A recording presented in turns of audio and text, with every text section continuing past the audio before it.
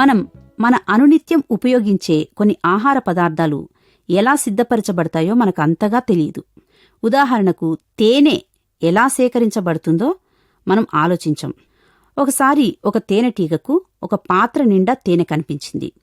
దాన్ని చూడగానే తేనెటీగ ఇలా అనుకున్నది, నేను ప్రతిరోజు కష్టపడి పుష్పాల నుండి మకరందాన్ని సేకరించి తేనె తుట్టెలో కూర్చుకోవడమెందుకు, హాయిగా ఈ పాత్రలోని తేనెను సేవించవచ్చు కదా అనుకుని ఆ పాత్రలోని తేనెపై వాలింది. కడుపు నిండా తేనె తాగిన తరువాత పైకి ఎగిరిపోదాం అనుకున్నది. కాని పాపం దాని రెక్కలు తేనెలో కూరుకొనిపోయి రాలిపోయాయి.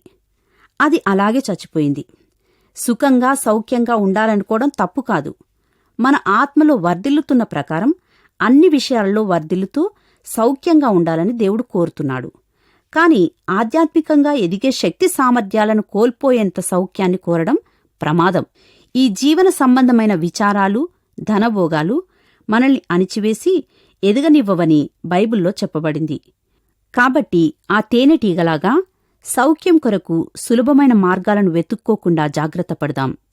దేవుడు మనకిచ్చిన శక్తి సామర్థ్యాలనే రెక్కల్ని కాపాడుకుంటూ ఆధ్యాత్మికంగా ఉన్నత స్థాయికి ఎగిరిపోదామా?